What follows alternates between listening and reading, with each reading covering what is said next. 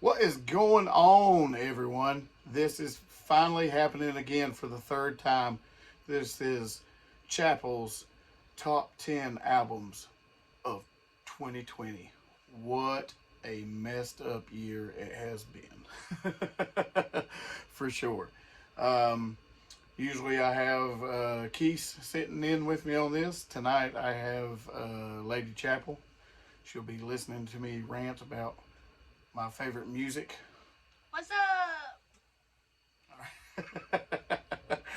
Oh, all right. So we're going to get started, but before we get started, we're going to take a shot of Sailor Jerry's rum. Shout out to Sailor Jerry's. Absolutely love it. Oh man, yes. So we got to get started. Number 10 is a band named Sorcia. Do you remember Sorcia? I do. A little. The album is self-titled, Sorcia.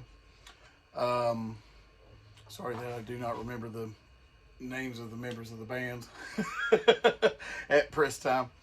But, just, oh my God.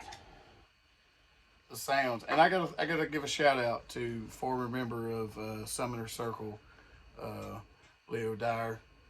You're the man for introducing me to this band. I did play it quite a bit for a while. Probably drove Lady Chapel insane. But they definitely brought the doom. They had this weird sound where it was like it's really underground kind of doom, but they also sounded like the New Orleans band Acid Bath vocally. They had like those kind of vocals, but then all of a sudden they would have this more like harsh doom vocal, and then the female in the band she would do vocals too, and this had this nice mix of range and vocals with this nice doom metal kind of sound, and I was absolutely in love with it. Yeah, the album was great from start to finish. Let's talk about some songs.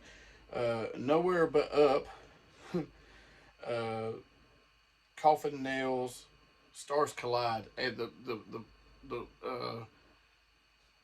wish I could remember her name, and I can't remember their names. But she sounds so good in that song, Stars Collide. I love the vocals, and then the build up has this almost neurosis kind of feel to it when it hits the male vocals after her. But it's just that build up to that. It just sounds so beautiful.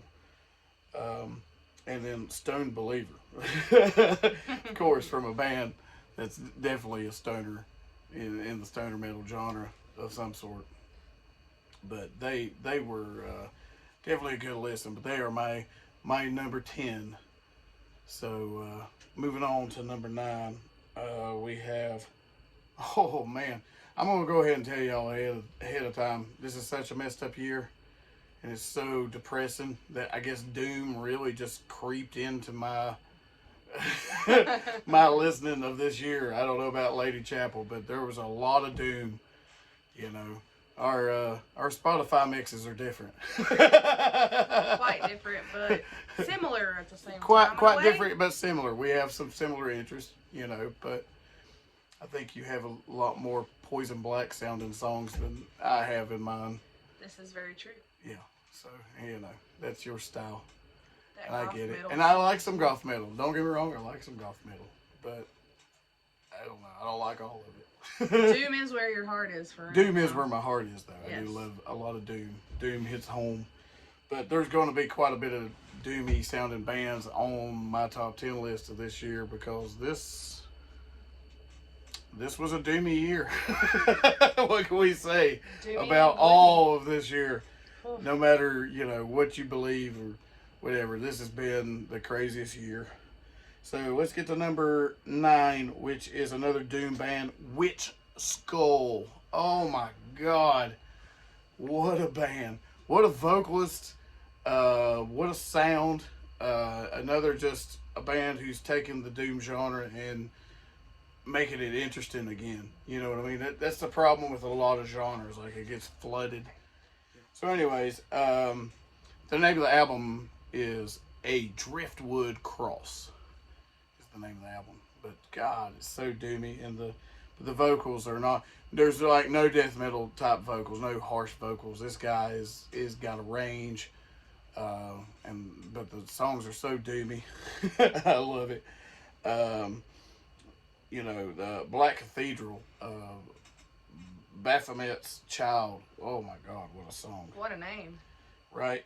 The Silent Place, the Red Altar. I mean, it just sort of goes in what I mean. Some of these albums you'll listen and it's like you'll hear me say them and you're like, oh man, they're in order in the album. And I'm sorry they come that way, but I'm just like, oh man, I love that song. I love that song. I love that song. And I don't want to, the whole album's great, but I just, there's a few songs that stick out to me, and it's usually like the first 4 songs, unless it's like a deeper track that's just badass. But all their songs are great. The album's great as a whole. That's why it's on my top 10, because I can listen to it from start to finish. But anyways, Witch Skull really got to me. It was actually recommended to me by our friend 1-2 Barbecue, who was listening to it. Oh, of course. Was listening to it, while he was doing a online review, and he knew how much I liked that style of music, and he sent it to me, and I was like, "Yep, I love this band." Oh, this comes to our number 8, which is probably a pretty. I mean, this is a record right here. Oh man, the band is Midnight. Oh man, black and roll, baby, black metal and just rock and roll, just smashed together. These guys really know how to do it. It's like the best parts of Venom and Motorhead, and you just smash them together, and you get Midnight. But Rebirth by Blasphemy. Man, it came out this year. What a song title. Fucking Speed and Darkness. Speed and Darkness. I actually think I remember that song. It's just so in your face. What a title. They always have very interesting album covers. I'm not sure if we can actually show the album cover. It might be the edited version of the album cover. They always have pretty out there album covers. Very adult oriented. But yeah, God, I love that style. The actual title track, Rebirth by Blasphemy, Escape the Grave, Rising Scum. These are all just what the titles alone. Rising Scum. Yeah. Oh man, just wait till you hear it. I know Lady Chapel does not listen to black and roll like I do. No, not quite. Maybe some later Satyricon is the closest to black and roll she's ever listened to. But some of you will know this if you know who Satyricon is, or Satyr Icon, whichever you believe to say the name correctly. Let's go to my next band. Oh, death metal band of the year by far. Number 7. Number 7. Insidious Disease. The album is After Death. I didn't like them at first. Not that I didn't like them. I just was like, oh, this is just another death metal band. I heard a song. It made me think of the vocalist of Obituary. And I was kind of like, no. I don't want to hear it. I don't want to hear it. But then I heard the rest of the album and I was like, wow, this album is amazing.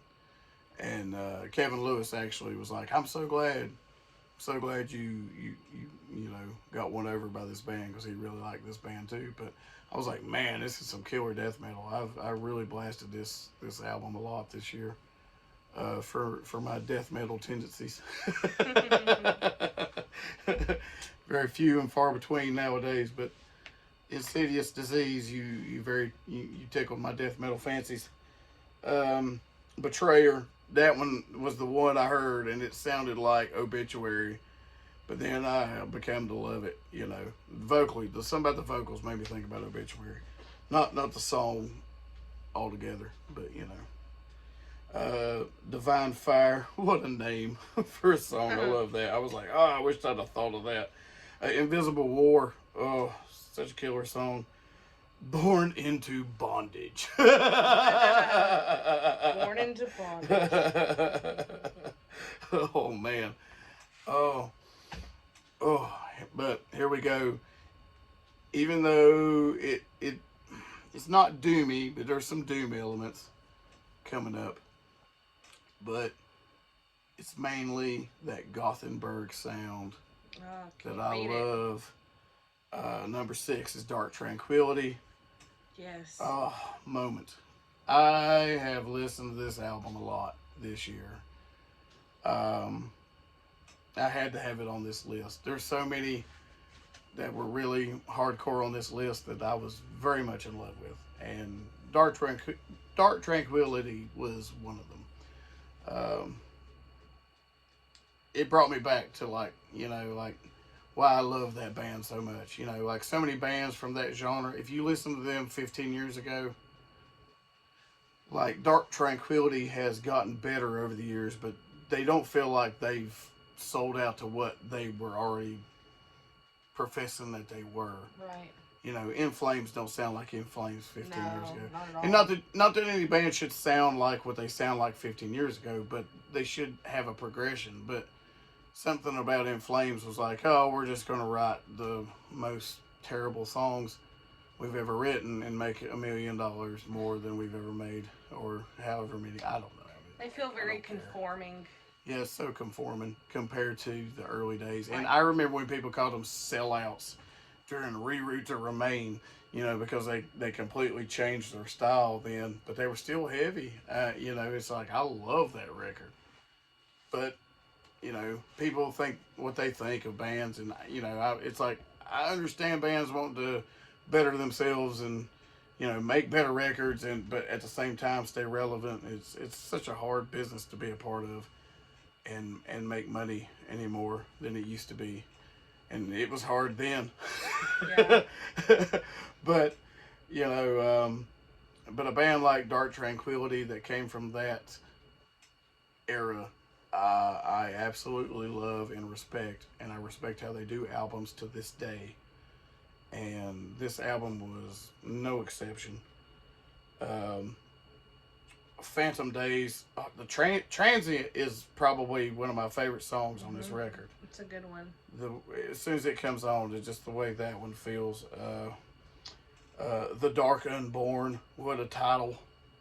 I was like, I wish I'd have thought of that. That's such a cool title. The Dark Unborn. Stand Still.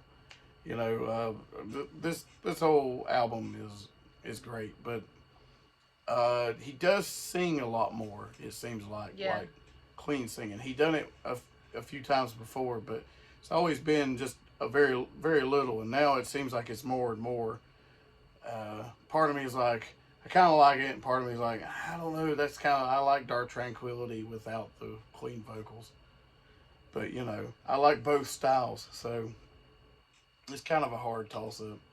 I really, to me, it's like sometimes I'm like, I want to like it more than I like it, but I don't with Dark Tranquility. I do like it with other bands. I just, for some reason with them, I don't like it as much. But they really did a lot more clean vocals on this album than I feel like they've done before. I could be wrong. Well, they really won me over, I think, more in the last, or the album before this one. Mm-hmm. I really started getting into them, especially after seeing them live. Oh, yeah. And then, between that album and this new one, I dig it a whole lot. Oh, yeah. I've been listening to these guys for a very long time. Right. And this album really hit me this year. And I was like, oh, man, that takes me back. Such a great album with the whole Gothenburg sound. For sure. But it's like a step up. It's always just, a lot of keyboard. And death metal vocals with just melodic Swedish death metal. Can't beat it. Can't beat it. Number 5 is like my thrash metal record of the year, Havoc. I'm going to say 5, but it's V, I guess. I don't know which is which. I haven't really heard anybody say either or. But I love Havoc. There's not an album Havoc has ever put out I don't like. They have sort of stayed at like a steady sort of level the past few albums, but this album I really quite enjoyed. Post Truth Era, Fear Campaign. Oh, first of all, Betrayed by Technology has this one little part that makes me think of death. It's like a little Chuck Schuldiner guitar part, and it's very tiny, but I love it. And it makes me, the whole song doesn't sound like a death song, of course, but there's just one little part that sounds like death, and I love it. Just sticks out to me so much. Ritual of the Mind, all these are great. They really are one of my favorite thrash metal bands that have come around in the past like 10 years. But going up to number 4, I'm going up fast. Gotta go up fast. Gotta go up fast. Gotta go up fast. Number 4. The Doom has returned. This band has, it's just been one of my favorite Doom bands come out in so long. Pallbearer, Forgotten Days. Oh my God. Beautiful. I have listened to this record over and over and over again. So it's been a little while. We're going to cheers to Pallbearer. Cheers. Definitely cheers for that one. Cheers for Pallbearer.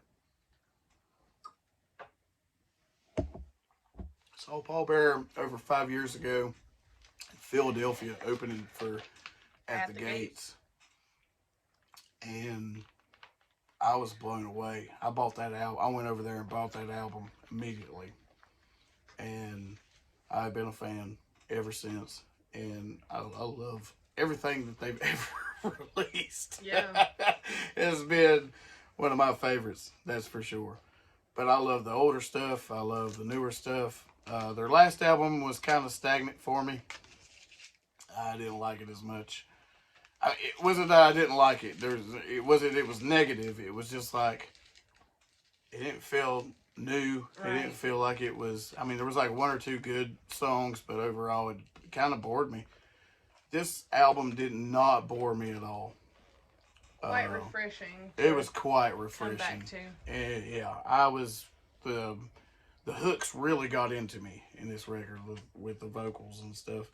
The actual song, Forgotten Days, Riverbed, Stasis. And this song title is just one of my favorites. The Quicksand of Existing. I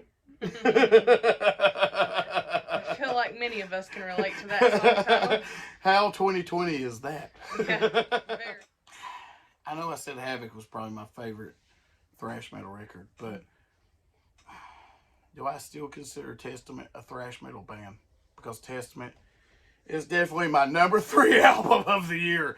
They could have very definitely been my number 1. I listened to this album so much. What?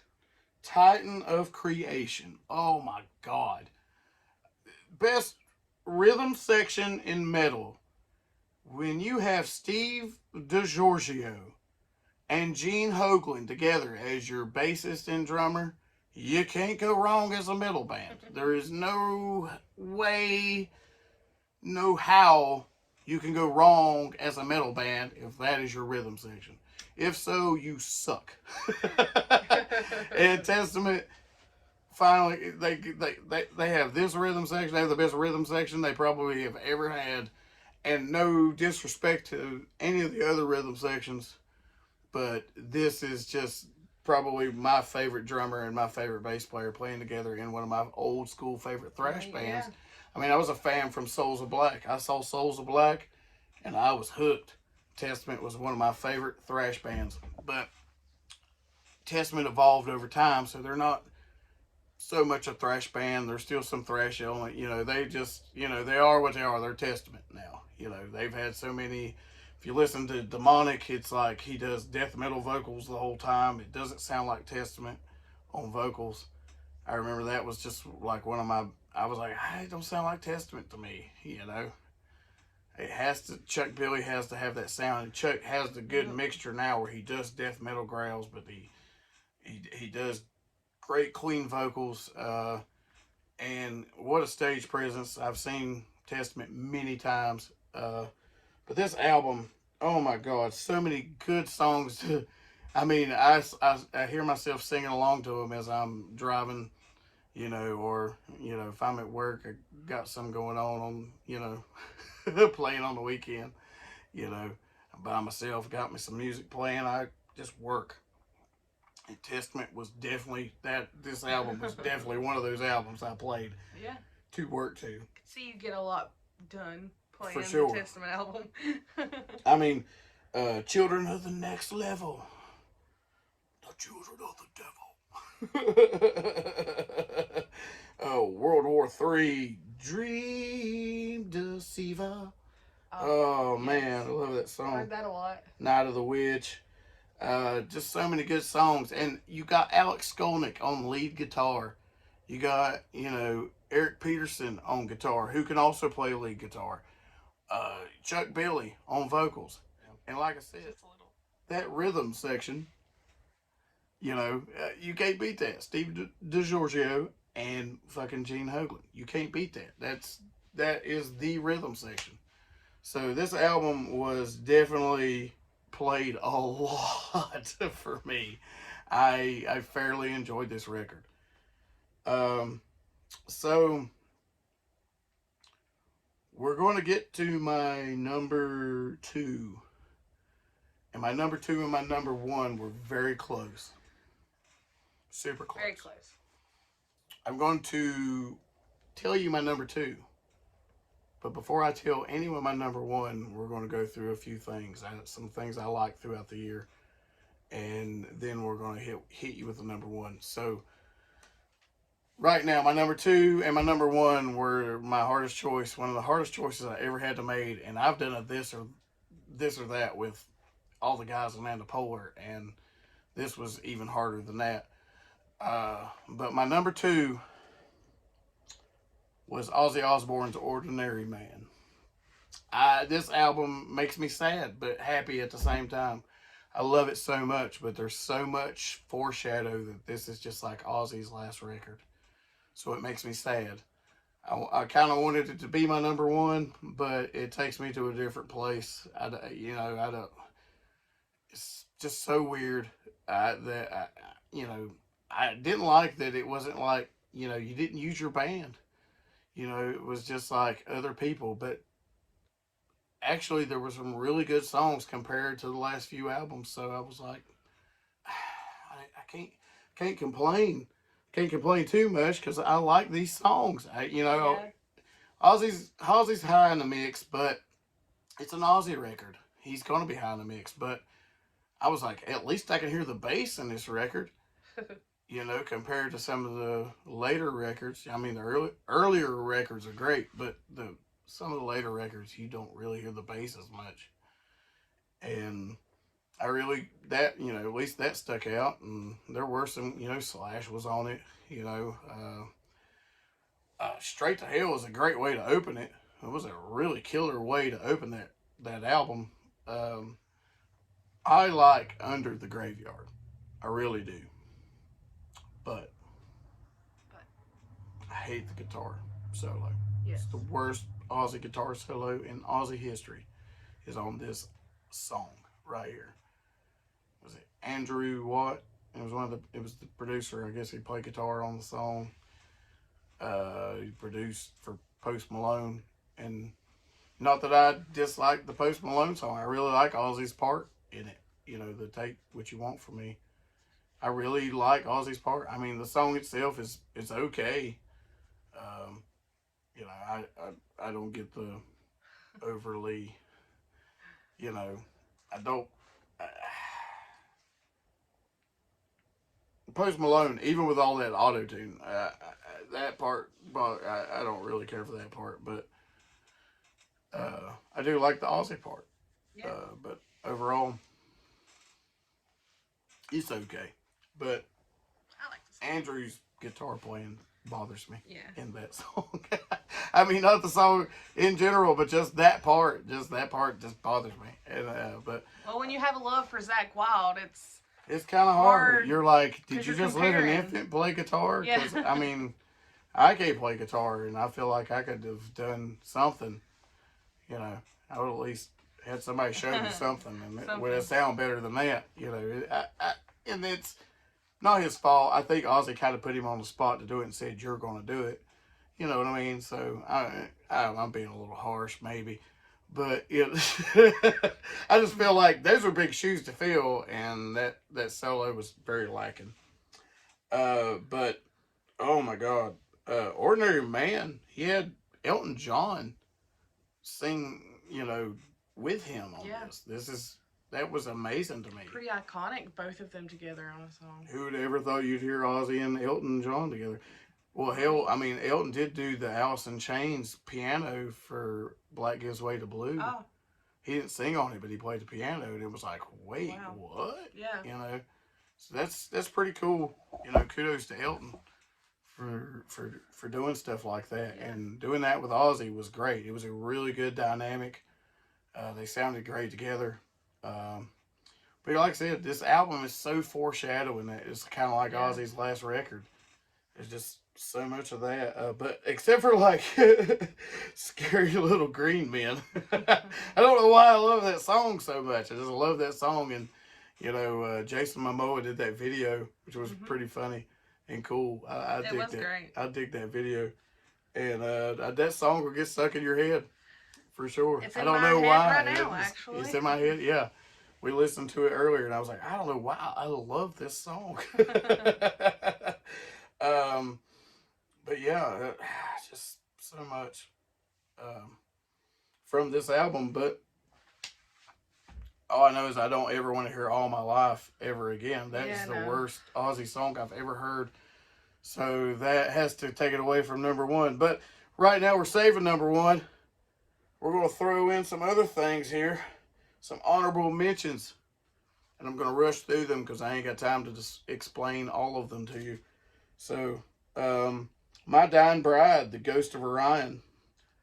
Yeah, the best sounding album they've ever done. The sound is amazing. It's not the best album they've ever done, but it's the best sounding album they've ever done. Definitely enjoyed it. Phil Anselmo's In Minor. When the cold truth has worn its miserable welcome out. It was great. But not enough for my top 10. I definitely enjoyed it. Kill or Be Killed, Inner Calm from Outer Storms. I just recently listened to this record, and it was just not enough to get in my top 10, but so far, quite enjoyed the record. It is a really good listen. I enjoy all those musicians are great together. Yes. Paradise Lost, Obsidian. It's Paradise Lost, and it's current Paradise Lost where they mixed the death metal vocals and the clean vocals were forever. They didn't do any harsh vocals. And now the past, it's probably been 6 or 7 years, they've been doing, I don't know exactly, but that sounds about right. They added harsh vocals back, and I like it. I did dig it, but it didn't latch on to me. But it was still a really good listen, but it just didn't make my top 10. What do we got here? We got Lamb of God. Lamb of God. I'm just throwing this on my list for some of my Lamb of God friends out there. And I'm an old school Lamb of God fan. But when I listen to this record, it doesn't make me go, man, this is a great record. It makes me go, man, I want to listen to As the Palaces Burn.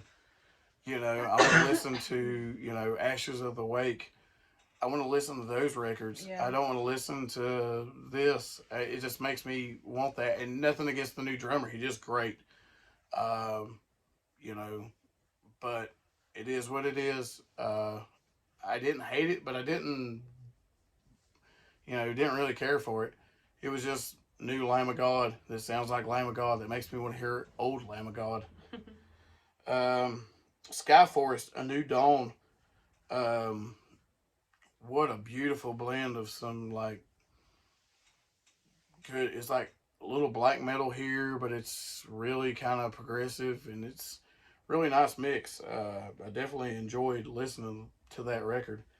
Catatonia City Burials. I want to talk to you about this because I know you love this record. I do love this record.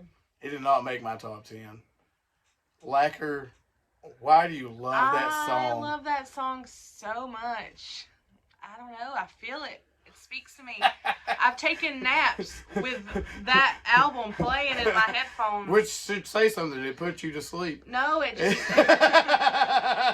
it puts me in a great headspace. I mean, you can't really compare it to previous albums because it is a lot different. Oh yeah, it's a lot different. But I don't know. I just really love I enjoyed the listen, but I didn't. It wasn't a jump for joy. Like, I miss some of the older stuff they do. For sure. But when it just sounds like the Jonas or however you say his name, I think it's Jonas. I hate to disrespect him because I really respect him. Even though we saw him at a tiny show and he was so drunk he could barely do anything. Yeah, but, we still loved it. We met him. We met him. And we met him beforehand. And, yeah, for sure. But still, this album, when it sounds like it's just his show and it's just him and a keyboard, I don't really care for it. To me, that's not Catatonia.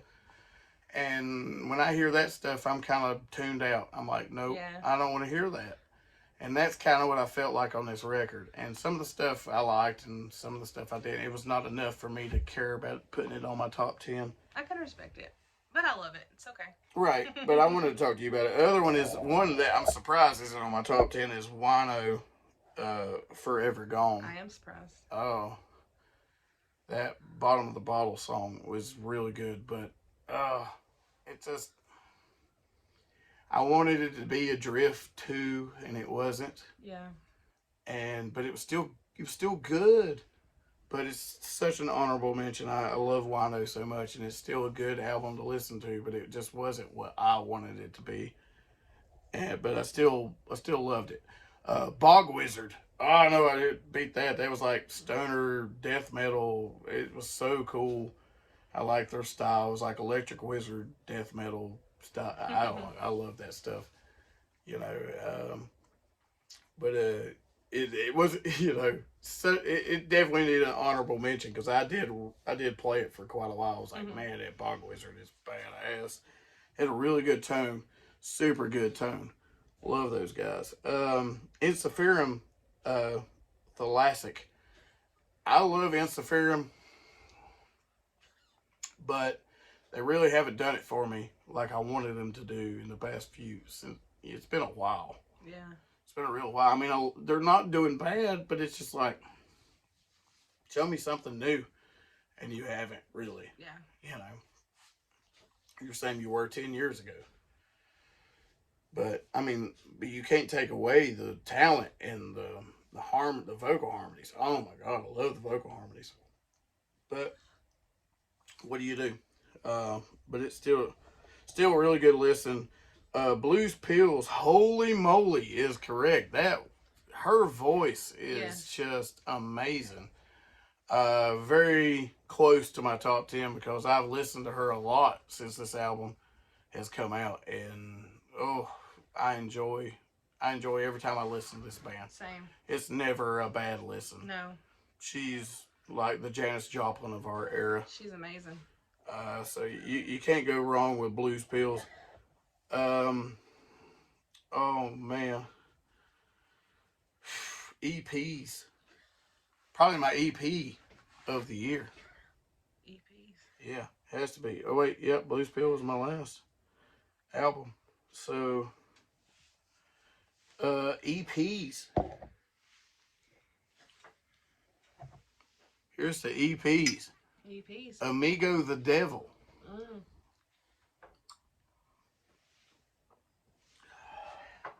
We love Amigo. Love Amigo the Devil.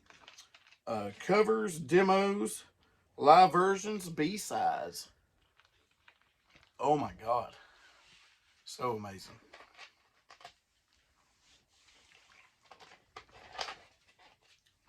He's such a talented man.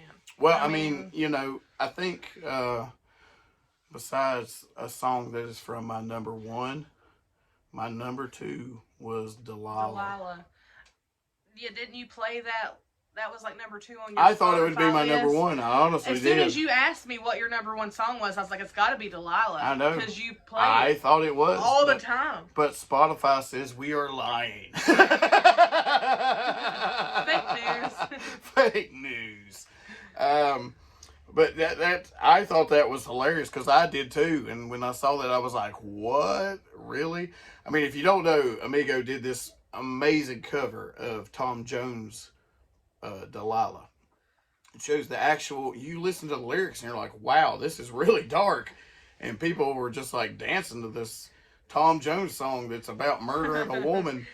And then you realize would never know from the tone of the song. Right, because how many people really pay attention to lyrics? We've seen this before. Apparently I did not on that song. No one did. You just kind of caught into the My Delilah part and get kind of caught into that. But when you hear Amigo do it, it's like, oh my God. But I'd been listening to that song before this EP came out. For sure. But there's so many good songs on this EP. Stronger Than Dead, I strongly recommend. Anyways, I don't want to stay too long on this stuff. Zeal and Ardor, Wake of a Nation. First of all, as a Zeal and Ardor fan, this is their first album they did that's not like dealing with the occult. It's just dealing with what's going on in the world, pretty much. Mm-hmm.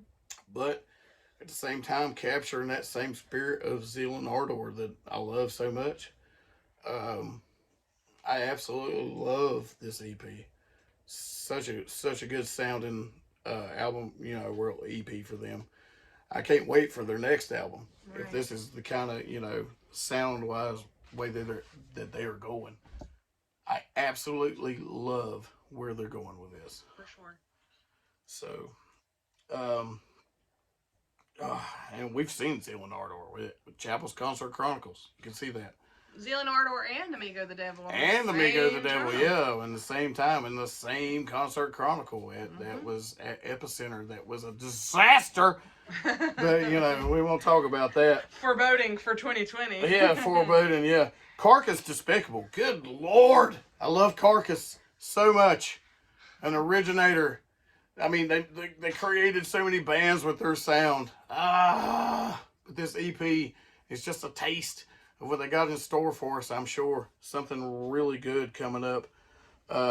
Even My Dying Bride had the Macabre Cabaret, which was only like 3 songs, but, they sounded so good this year. Yeah. They even made, honorable mentions, but still their sound is so good. I'm like, finally they got the sound they need to get that point across better. For sure. And even on this EP, it's great. Phil Anselmo and the guys from Cattle Decap, Scour. Oh, Black. Even Jason Momoa does a death metal growl in this. This is crazy. What times are we living in right now that Jason Momoa is on an underground, metal album? We are living in amazing times. We are living in amazing times right now, apparently. Anyways, live records, not so much. Metallica S&M 2, which I did with the guys with Annethepolar, partially. I had other engagements, so I had to leave part of the way through.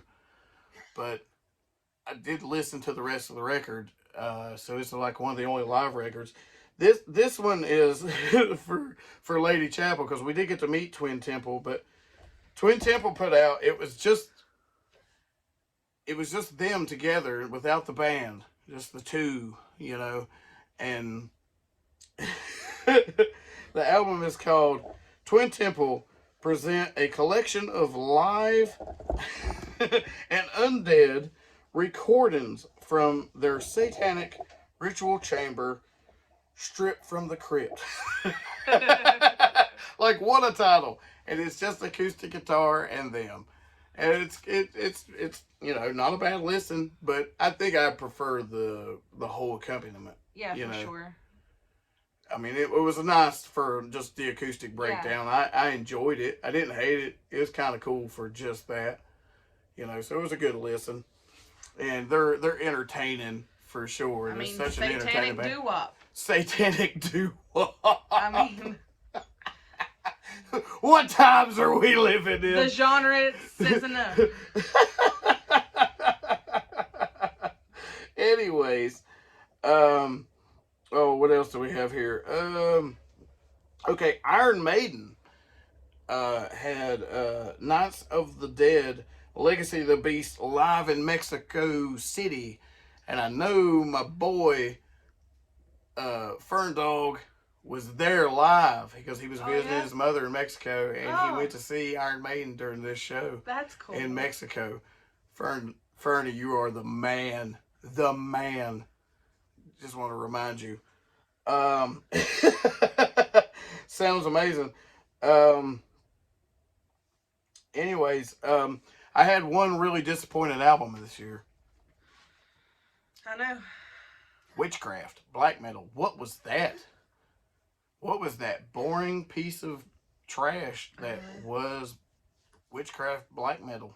I mean, if anybody liked that, I'm sorry. I don't know what's going on in your life that you need to change. But this was terrible. Terrible. So terrible. And I love Witchcraft. I've not heard a Witchcraft album I didn't like. Right. Until now. This was the most unliked Witchcraft album ever in my life. Yeah. I bored to tears. And I love acoustic stuff. And this was just the worst I'd ever heard. To me, it wasn't Witchcraft. I was like, dude, if you want to do your solo album, go do it. Yeah. This is not a Witchcraft. It doesn't feel like a Witchcraft record at all. What? No. Because it's your voice and a guitar? No, it doesn't feel Witchcraft at all. Just, sorry. I love those guys too. I love every record they ever put out, except this one. Anyways. So, to my number one was also an album, besides the Aussie one I did get for my birthday. You got me that. Yeah. You got me Ordinary Man on CD. But on CD and on vinyl, Lady Chapel got me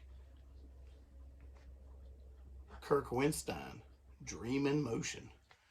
Notice the birds in his beard.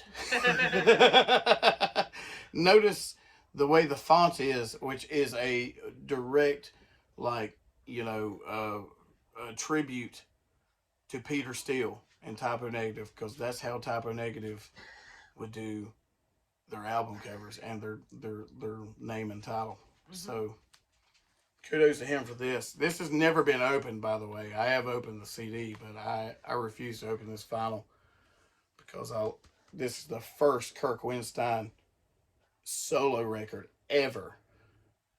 And for someone to be in a band like Crowbar and Down and to put out a record that sounds like neither one of those bands. Not at all, yeah. There are a couple of heavier songs on this record, but overall, this is very light compared to what he would normally, create.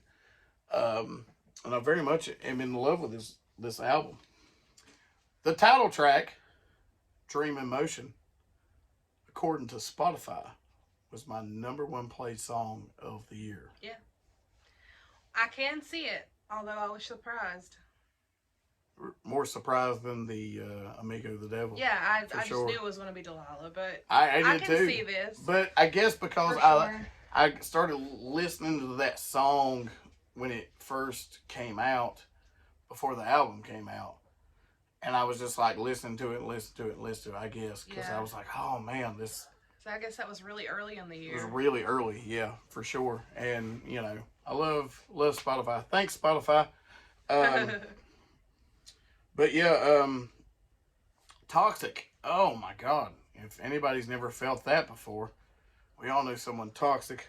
For sure. And that song definitely hit it. Their Jethro Tull cover of Aqualung without a flute sounds amazing. Even though the Jethro Tull with the flute sounds amazing, we love it both here in this house. But I don't know. It's amazing. Like, Kirk is so multi-talented that people don't understand how talented Kirk is. For You sure. think you've heard a Crowbar song, and you're like, oh, this guy only plays this and this, and he doesn't have any of this. But then you hear Down, and you're like, oh, wait a minute, he can do this and Down. Mm-hmm. And we've heard him do all kinds of vocal styles live. For sure. And you know, he definitely shows it on this album. Hollow Dying Man, once again. Oh man, The Healing. Oh man, The Healing. So good. So many good songs. Kirk is somebody who I've followed for a very long time, and you know, I might steal from in some vocal parts for the upcoming Violent Fire record that should be out next year sometime. Fingers crossed. But that's it. We got to the end finally, and I'll edit this up. Hopefully, that won't be 50 minutes. Oh, you will. So, Lady Chapel and I saying good night, goodbye to 2020, and let some great music come in 2021. Cheers. Cheers.